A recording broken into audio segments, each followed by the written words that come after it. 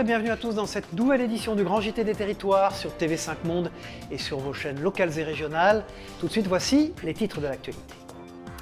Dans ce journal, vous verrez comment en Nouvelle-Aquitaine, on ne mégote pas sur la prévention contre le tabagisme des femmes enceintes. Un reportage à suivre de TV7, la chaîne du groupe Sud-Ouest. Alors que le nucléaire est au cœur de tous les débats, une équipe de WEO TV, la chaîne de la Voix du Nord, est allée à Laon rencontrer des producteurs de biogaz. Vous verrez ce reportage dans un instant. Et puis dans ce journal, on vous montrera, grâce à nos confrères de La Dépêche du Midi, comment les seniors peuvent continuer à voyager tout en restant bien installés confortablement dans leur fauteuil. Enfin, pour ceux qui se seraient fait la promesse en ce début d'année de reprendre la pratique d'un sport, à la fin de ce journal, 8 Mont-Blanc vous en fera découvrir un accessible aux plus réfractaires. Vous allez voir. Voilà, on démarre ce journal avec toujours et encore la cigarette. On ne le répétera jamais assez, c'est un véritable fléau. Plus particulièrement d'ailleurs chez les femmes enceintes.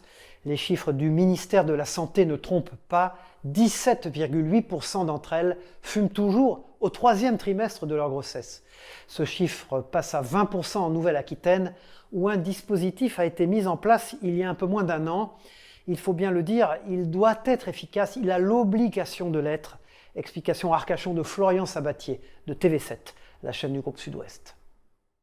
Au centre hospitalier d'Arcachon, un projet de recherche a été mis en place en février 2020 sur le sevrage tabagique des femmes enceintes. Près de 240 000 femmes de la région de Nouvelle-Aquitaine accouchent, dont 20% sont des fumeuses. Jusqu'alors, les professionnels de santé n'interrogeaient pas leurs patientes sur leur statut tabagique. Avec le projet 5 Aquitaine, les professionnels de santé sont plus à même de demander si leurs patientes fument et de les aider à arrêter tout en évaluant leur situation pas à pas. Pour le professeur François Alla, cet outil est un vrai plus pour tous, pour les acteurs de la santé, mais aussi les femmes enceintes. Que tous les professionnels aient à disposition les ressources qu'il y a dans leur territoire qui peuvent mobiliser au service des femmes enceintes et qu'on s'assure ensuite de l'effectivité et du suivi de ces femmes au cours de la grossesse.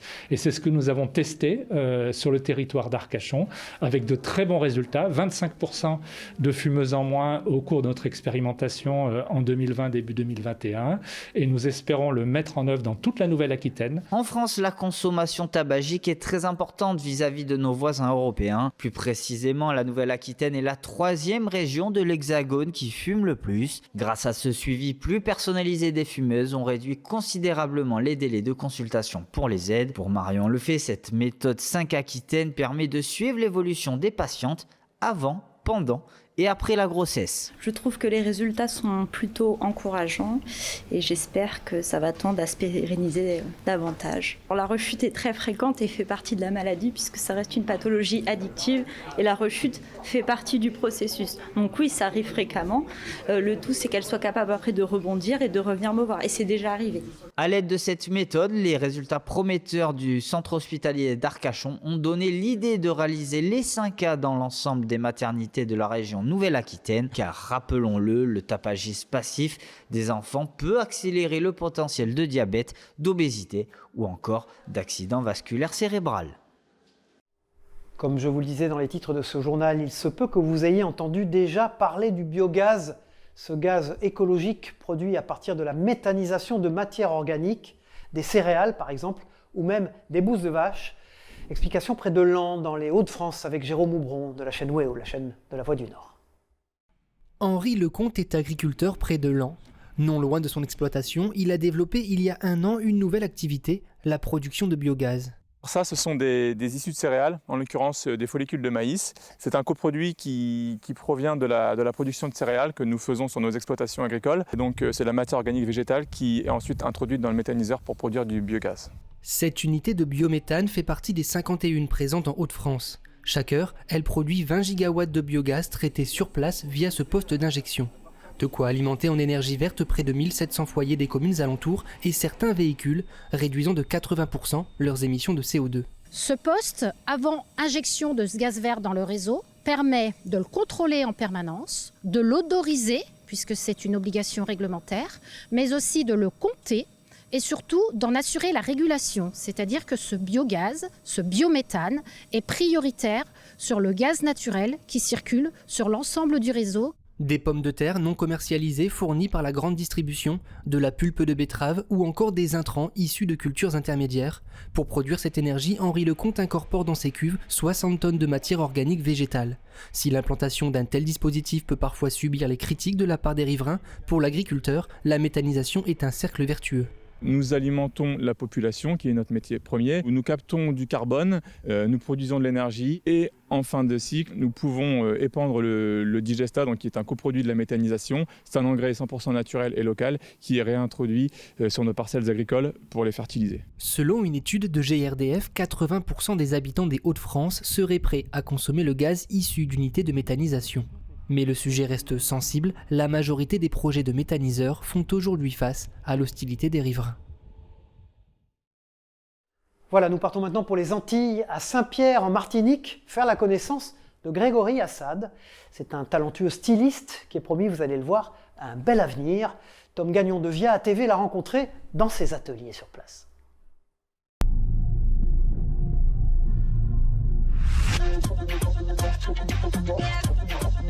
Une première collection présentée à Paris en juin dernier. 34 looks différents pour plus de 100 pièces. Vêtements, accessoires, chaussures. À seulement 22 ans, Grégory Assad déborde d'énergie et surtout d'idées. En fait, j'innove, on va dire, l'accessoire avec des matériaux qui ne sont pas forcément utilisés pour faire des sacs. Là, on a en fait deux principes de sacs qui sont comme des buns, en fait des clutches. Donc du coup, qui sont deux postiches, normalement de mariés, de cérémonies, en fait, que j'ai accumulés parce qu'ils sont symétriques. Donc j'ai pris le même. C'est dans cet atelier niché à Saint-Pierre que le jeune créateur se réfugie lorsqu'il n'est pas à Paris. Ici, avec l'aide de plusieurs couturières, il planche sur ses futurs projets et confectionne des pièces uniques. Mais au fait, c'est quoi le style Assad ? Donc c'est quelque chose de très personnel, donc je pense que le mot personnel c'est important dans cette réponse parce que c'est vraiment quelque chose qui m'est propre, c'est-à-dire que je puise dans ce que moi j'ai vécu, dans mes origines, dans les archives de mon pays et autres, que je vais mixer avec autre chose qui n'est pas forcément affilié à ça. Les couleurs, les tissus, les formes, mais aussi des époques et des thématiques singulières pour réinventer la mode. On a énormément de richesses ici en Martinique, surtout par rapport au madras, par exemple, qui est l'un des exemples phares qu'on peut citer et qu'on retrouve dans mon travail. Après, oui, j'aime beaucoup les années 70. Il y a certains photographes que j'aime énormément, comme notamment Malik Sidibé, qui a essentiellement nourri ce début de collection avec ses portraits en noir et blanc. Le styliste ne s'accorde aucun moment de répit. Il prépare d'ores et déjà un nouveau projet sur un thème qu'il préfère garder secret. La prochaine fois, il aimerait faire le défilé sur ses terres natales, en Martinique. Tout à fait autre chose dans l'actualité pour améliorer la mémoire et la capacité d'attention. Rien ne vaut une bonne petite partie d'échecs, jeu qui a connu un regain d'intérêt avec le succès sans précédent de la série Le jeu de la dame, diffusée sur Netflix. Eh bien, l'école élémentaire Marcel Pagnol à Coignères dans les Yvelines a, elle, décidé de joindre l'utile à l'agréable en proposant des cours d'échecs à des élèves de CM2, auxquels Céline Charles de TV78 a tendu son micro. Regardez. Entraînés par le joueur et animateur diplômé de la Fédération française des échecs Claude Chéron, ces élèves de CM2 s'adonnent une fois par semaine à un cours un peu original, des parties d'échecs. Après une présentation théorique sur un échiquier mural, les élèves se lancent en duo, une initiative qui semble plaire à ces enfants. J'adore ce jeu parce que je le fais depuis que je suis toute petite. Je joue avec mon grand-père. J'adore, mais parfois, quand je ne sais pas quoi faire, c'est stressant parce que j'aime pas trop perdre. C'est très important de faire ce genre de jeu, surtout qu'ils ne sont plus habitués à jouer, moins habitués à jouer à des jeux de société, et surtout des jeux de société de ce niveau qui sont vraiment complexes. Un jeu qui possède de nombreux bénéfices. Il invite les élèves à la réflexion, la stratégie ou encore la mémorisation. C'est un jeu de stratégie et aussi c'est des réflexions, tu dois réfléchir avant de jouer. Et du coup ça t'aide aussi dans les devoirs. Je trouve on s'amuse beaucoup avec nos amis, on joue ensemble et ça nous aide à réfléchir, à nous concentrer. Certains élèves surprennent. Victor peut selon ses camarades faire un échec et mat en 4 coups, dit le coup du berger. Espoir de la classe, il est souvent sollicité par l'animateur pour enseigner aux autres. Il a vraiment un quotient qui lui permet donc d'apprendre aux autres élèves. Et je compte sur lui parce que ce garçon, il m'aide déjà dans cette activité pour montrer aux autres. Le 22 mars prochain, les élèves affronteront à domicile les champions de France sortants lors du championnat scolaire académique d'échecs. Voilà, dans un canapé, on peut jouer aux échecs, on peut également, depuis peu, voyager grâce à la réalité virtuelle. Comme je vous le disais dans les titres, cette résidence pour personnes âgées de Toulouse l'a expérimentée. Résultat, des seniors totalement conquis par leur découverte. Ils en parlent à Mathis Gardan de la Dépêche du Midi, regardez. Eh bien, on apprécie beaucoup plus parce que c'est sûr que nous, on sait bien qu'on ne sortira pas, qu'on n'ira pas. Donc il faut qu'on reste quand même avec une impression qu'on a vu quelque chose. Ça, c'est une invention merveilleuse. J'avais l'impression que vraiment on allait partir et puis qu'on ne s'arrêterait pas. Ce n'est pas évident d'être en classe et d'être un enfant dyslexique. Alors regardez ce reportage de Vosges Télévision. Daniel Rogovitz s'est mis à leur place le temps d'une journée. Regardez. Toute ressemblance avec des personnes ne serait pas fortuite, car c'est le but de cette classe reconstituée par 2 associations de parents dans les Vosges, qui proposaient récemment à Rambervillers à des enseignants et accompagnants d'élèves en situation de handicap de découvrir ce que veut dire être atteint d'un ou plusieurs troubles 10. Troubles du langage écrit par exemple, comme la dyslexie, dysorthographie et dysgraphie, qui se manifestent par des confusions et inversions de sons et de lettres, une écriture lente ou illisible. Pour en prendre la mesure, il faut se prêter à un jeu écrire avec un gant, par exemple, et la main inverse à sa pratique normale. On peut en sourire, mais c'est l'enfer au quotidien pour les enfants qui en souffrent. Ça demande beaucoup de concentration. C'est pas du tout évident. Je crois que si j'étais en classe, je rendrais le tablier au bout d'une demi-journée. Là, c'est sur 15 minutes. Si c'est sur 2 jours, moi, ça ferait longtemps que je crois que j'aurais quitté l'école. Là, on est à peu près au milieu de la séance. Mais vous allez voir, à la fin, les gens sont épuisés. Rien que sur le secteur de Rambervillers, il serait 250 enfants dyspraxiques, le terme qui englobe tous ces troubles 10. La science les explique par des problèmes de coordination motrice d'origine développementale. Ces enfants n'ont pas de retard intellectuel, mais sombrent souvent dans l'échec scolaire, faute d'une école adaptée à leur handicap. Un enfant qui a des troubles 10, s'il a les aménagements qui conviennent, oui, il peut rester dans sa classe. Des aménagements avec une personne pour les aider, ou un ordinateur. La médiathèque de Rambervillers a également investi dans l'achat d'une centaine de livres adaptés aux apprentissages des enfants 10. On s'est rendu compte qu'il y avait une très grosse demande et très peu d'offres finalement. Donc on s'est dit c'est l'occasion. On connaît des enfants atteints de troubles 10 devenus célèbres, Bill Gates, Spielberg, Lewis Hamilton ou Agatha Christie pour ne citer que. Les associations vosgiennes qui se battent pour les enfants et les adultes 10 car les troubles sont durables, demandent juste à l'éducation nationale plus de moyens et la formation des enseignants. Et maintenant, dans ce journal, je vous propose de découvrir l'histoire de Sayad, un journaliste afghan qui a fui son pays et qui s'est installé dans les Yvelines. Il a accepté de se raconter devant les caméras de Célia Gatsongo et de Bixente Merien Santisteban de TV78, la chaîne des Yvelines. Depuis juin 2021, Sayed travaille dans cette ressourcerie à Saint-Arnoux en Yvelines. Ici, il récupère des appareils électriques, les nettoie et les revend. Une activité bien loin de son métier d'origine. Sayed est afghan. À Kaboul, il était journaliste pigiste pour plusieurs télévisions locales. Il a aussi travaillé avec la Croix-Rouge d'Afghanistan. J'ai fait un film documentaire, vidéo, publicité. J'ai fait un montage aussi. Mais quand je suis allé à un autre village pour le faire... le vidéo pour le documentaire, j'ai utilisé mon téléphone. Avec la caméra, ce n'était pas possible parce que les talibans, si les talibans vu ça, ça sera un problème pour moi. En décembre 2018, il retourne dans la province de Nimroz, dans le sud-ouest de l'Afghanistan. Là où les talibans y font leur loi, il est alors accusé d'espionnage, le début des problèmes pour Sayed. J'étais espion pour travailler pour les autres pays, donc je dis non, c'est pas vrai. Donc, alors elle cassait mon caméra, elle prit mon téléphone. Après cette altercation, Sayed repart à Kaboul, mais les menaces de mort continuent. Il est désormais dans le viseur des talibans. Le 10 février 2019, il tente même de le kidnapper en pleine rue. C'en est trop pour Sayed. Le 12 février, il quitte l'Afghanistan en laissant sa femme et ses 2 enfants. J'ai pris beaucoup d'argent pour Pakistan, m'a pris de l'Afghanistan à Pakistan, après Iran, après Turc. Au mois de mars 2019, j'arrive en Allemagne. Après, elle m'a mis dans un centre d'urgence de réfugiés en Allemagne. Pendant 5 mois, après 5 mois, elle m'a dit « Ok, tu peux aller où tu veux ». Sayed choisit donc la France. Un long périple administratif débute. Il dort sous une tente porte de la Chapelle à Paris. 2 mois plus tard, il rejoint le centre d'hébergement d'urgence de Bonnel. Il obtient alors le statut de réfugié en décembre 2020. À 33 ans, Sayed attend maintenant que sa famille obtienne un visa pour venir en France. Cachée, elle est toujours menacée de mort à Kaboul. Un tout autre sujet dans ce journal. 1 an après avoir pris sa retraite de footballeur, on retrouve Loïc Perrin, l'ancien capitaine de l'AS Saint-Étienne, en producteur de vin. Sa cuvée s'appelle numéro 24, du numéro qu'il portait du temps où il était sur le terrain de football.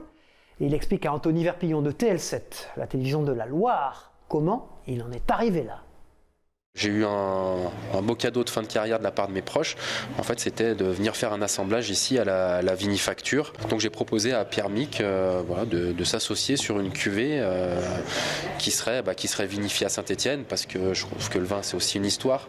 Il y a le produit forcément qui est à l'intérieur, et puis c'est aussi une histoire. Une cuvée que Loïc Perrin veut 100% ligérienne. L'assemblage des raisins est venu de Malval, sur des domaines qui font du Côte-Rôtie et du Saint-Joseph. Un travail éloigné du quotidien de Loïc Perrin jusqu'à présent. Mais c'est vrai que là c'était sympa, on allait chercher la matière première, le jus, donc avec la camionnette de Pierre Mick, on l'a rempli dans des gros bidons de je sais plus combien de litres, ça faisait 500 litres je crois. Et une partie de sa reconversion à laquelle on ne s'attendait pas forcément, même si le capitaine emblématique des Verts a toujours voué une passion pour le vin, malgré sa carrière de joueur pro. Je crois que j'ai commencé quand j'avais à peu près 18 ans, alors avec mon père qui buvait un petit peu à table, et puis en fait tu commences à goûter, je crois qu'on a tous commencé comme ça. Après déguster du vin, c'est pas aussi de se mettre une grande tôle, donc voilà, ça n'a jamais fait de mal. D'ailleurs, alors moi à mon époque c'était fini, mais je sais que dans certaines mises au vert, dans certains clubs, à une époque, la veille des matchs, les joueurs avaient le droit à un verre de vin. Ça n'a jamais fait de mal à personne. Au contraire, ça fait plaisir, ça permet de se sentir bien. Avec modération ? Toujours avec modération. Toujours. Un vin qu'il faudra garder quelques semaines, idéalement. La cuvée numéro 24, ça sera beaucoup les volailles, parce que du coup c'est une belle syrah qui est sur le fruit, les épices douces, donc les volailles sans problème. Certains poissons, si vous avez envie de casser un petit peu les codes, ça fonctionne. Les fromages bien sûr. Et puis bien sûr le bœuf, mais pas trop de sauce. L'idée c'est de garder, je pense, le goût du produit brut. C'est un peu l'idée de cette cuvée, c'est de retrouver le fruit sans trop de matière, de bois. Voilà. Comptez 17 € la bouteille, à boire tout de même avec modération. Et maintenant, on ouvre une page sport dans ce journal avec du football, et plus précisément avec le comportement délétère de certains supporters et malheureusement de certains joueurs. Face aux incivilités, la Ligue de football d'Occitanie a décidé d'agir. Détail de leur plan d'action dans ce reportage de Justine Barrault pour Via Occitanie. Plaisir, respect, engagement, tolérance, solidarité, ce sont les valeurs qu'affiche le club de football de Fabrègues sur ses terrains. Depuis le début de la saison pourtant, le manager sportif de la formation amateur constate une montée des incivilités lors des matchs. Le problème de l'incivilité, c'est qu'au départ, ça commence par des mots, et le moment où ça déborde, où il y a des gestes, de la violence, comme on a pu voir dernièrement dans la région, aux côtés de Marseillan, avec l'arbitre qui se fait frapper et qui en vient à dire maintenant je n'arbitrerai plus. Oui, ces incivilités-là, c'est des choses qui s'engendrent et qui montent, qui sont à bannir du football. Une urgence à lutter contre les incivilités, c'est le constat qu'a d'ailleurs lancé la Ligue de football d'Occitanie dans un communiqué paru le 1er décembre. Depuis, l'instance régionale met en place un plan d'action encadré par un référent des actions éthiques, un tout nouveau poste créé il y a seulement 2 semaines. Aujourd'hui, nous, on a renseigné l'Observatoire des comportements. C'est ce qui englobe toutes les incivilités qu'on va avoir sur le territoire au niveau du football. L'Observatoire des clubs, aujourd'hui, nous permet de faire ressortir peut-être 3 ou 4 clubs dans lesquels on a plus de problèmes que d'autres et sur lesquels il est obligatoire aujourd'hui de mener des actions pour les accompagner. Ces actions au sein des clubs avec l'aide d'arbitres, d'éducateurs et de délégués font partie des 3 nouvelles mesures instaurées par la Ligue. Des mesures déjà appliquées dans certains districts. Au niveau du district des PO à Thuir, on a organisé une réunion entre entraîneurs et arbitres avec la présence d'un entraîneur professionnel, Jean-Marc Furlan, l'entraîneur de la JOCR, qui est venu un petit peu dédramatiser, dépassionner le débat et permettre de créer un dialogue qui soit plus sain. À l'image des débordements dans les stades de Ligue 1, le football amateur n'est donc pas épargné par les incivilités. Le 2 décembre, la commission de discipline de la Ligue a sanctionné un joueur de 18 mois de suspension pour une tentative de coup envers un officiel. Voilà, tout à fait autre chose dans ce journal. Vous allez le voir, le château de la Roche-Guyon dans le Val d'Oise a encore bien des secrets à nous révéler. Mais il faudra attendre sa réouverture en 2023 après quelques travaux. Les rénovations que Michael Joly de Via 95 nous détaille. Regardez.